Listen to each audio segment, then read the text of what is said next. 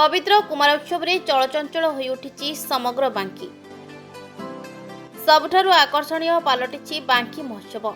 जनसमागम रे उछुली उठिछि बांकी कचेरी पड़िया।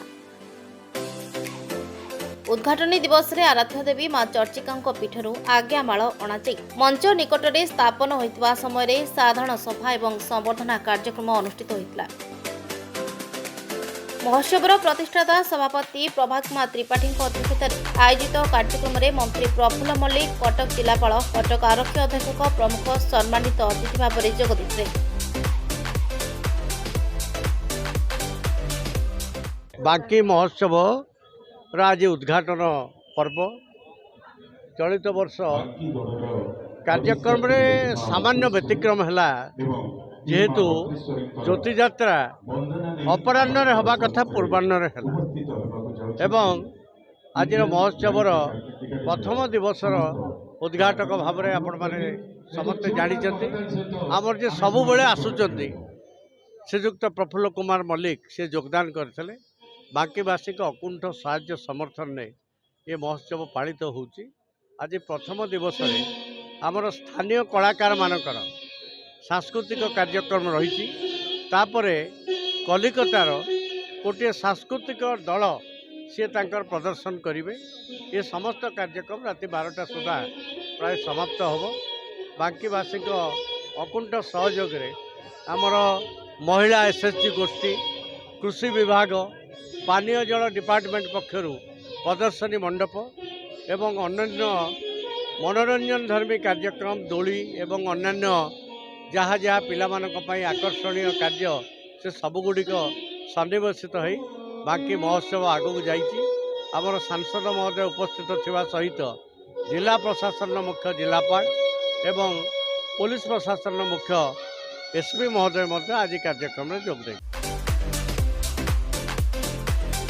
सेपरी महोत्सव द्वितीय दिन में मंत्री अतनु सब्यसाची नायक उपस्थित रही बांकी माटीर गारिमा संपर्क में उल्लेख करथिले। महोत्सव कमिटीर कार्यकारी सभापति तथा बांकी विधायक देवीरंजन त्रिपाठी तत्वावधान में कार्यक्रम परिचालना होता।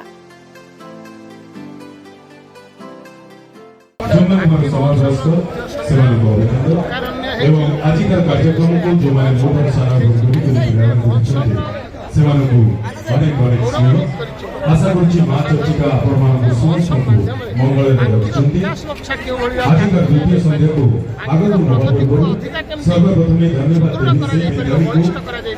23 वर्ष तले बांकी महोत्सव कार्यक्रम को परिकल्पना करते कला साहित्य संस्कृति को एक मंच देवाई चेष्टा करते से विधायक सदर्पणा सहित बांकी मंचर जहाँ प्रतिवेदन रही बांकी आमर सबुज समृद्ध शुभेच्छा अभिनंदन दीर्घ 23 वर्ष धरी आज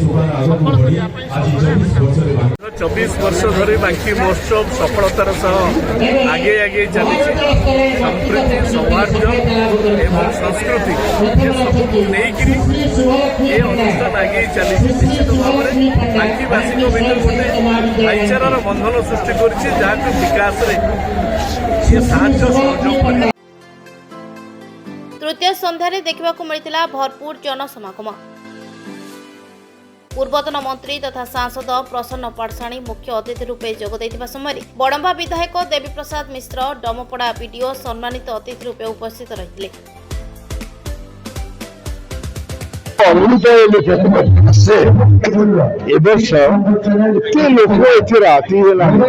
श्रृंखलार शुणुंट गाँव पुराण इतिहास माँ मैंने जो भाव में स्वागत कर एक अभिनव उत्सव यह प्रसारण होगा फल आपणकर ओडिशा आज जदि बाहर विश्ववंदित होता है यार कीर्तिराज को नहीं तेणु बांकीर जो इतिहास कीर्तिराज ये वर्णना करागला आम जो खोर्धार आरंभ करें उत्सव सब खोर्धा कीर्ति केते महान जोड़ा सब लुचि छपी जाऊला आलोक को आने ये एक महान पर्व आज एते सफलतार सहित आप देखो लोक उपभोग एपर्यंत भी कर ତେଣୁ ଆପଣ ଜାଣିବେ ମୁଁ ତ ସାହିତ୍ୟ ସଂସ୍କୃତି ସହିତ ଆପଣମାନଙ୍କ ସହିତ ଅଛି, ସେଇଟା ମୋର ଗର୍ବ। ଆଉ କ'ଣ, ଏକାଠି ରହିବା, ଏକାଠି ଦେଖିବା।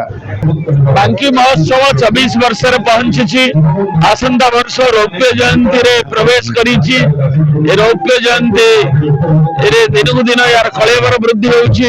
ବାଙ୍କିର ଅତୀତର ଯୋଉ ଐତିହ୍ୟ ସଂସ୍କୃତି, ଯୋଉ ପରିଚିତି ଥିଲା, କୃଷିରେ ଯୋଉ ତାର ଅନନ୍ୟ ସଫଳତା ଥିଲା, ସମବାୟଠୁ ନେଇକରି ବିଭିନ୍ନ କ୍ଷେତ୍ରରେ ତାର ଯୋଉ ସାରା ଭାରତ ବର୍ଷର ପ୍ରଥମ ସମବାୟ ସଂଗଠିତ ଆନ୍ଦୋଳନ ବାଙ୍କିରେ ହେଇଥିଲା।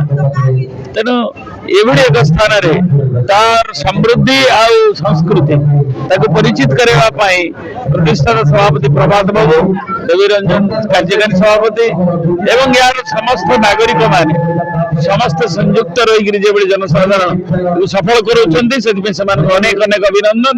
ଏବଂ ରୌପ୍ୟ ଜୟନ୍ତୀ ଆହୁରି ବନ୍ୟାଡ଼ ହେବ, ଆହୁରି ये ओडिशा रे ଅନନ୍ୟ ଉତ୍ସବରେ ପରିଣତ ହୋଇଛି, ତାକୁ ଅସ୍ୱୀକାର କରିବା। ସାଧାରଣ ସଭା ପରେ ବାଙ୍କିର ବକ୍ରେଶ୍ୱରୀ ପ୍ରଡକ୍ସନ ଦ୍ୱାରା ପ୍ରସ୍ତୁତ ବାଙ୍କି ମହୋତ୍ସବର ସ୍ୱତନ୍ତ୍ର ସଙ୍ଗୀତ ପ୍ରଦର୍ଶିତ ହୋଇଥିଲା। ସାଂସ୍କୃତିକ କାର୍ଯ୍ୟକ୍ରମକୁ ଉପସ୍ଥିତ ଦର୍ଶକ ମନ ଭରି ଉପଭୋଗ କରିଥିଲେ। ବାଙ୍କିରୁ ସରୋଜ ରାଣାଙ୍କ ରିପୋର୍ଟ, ରେନବୋ ମିଡିଆ।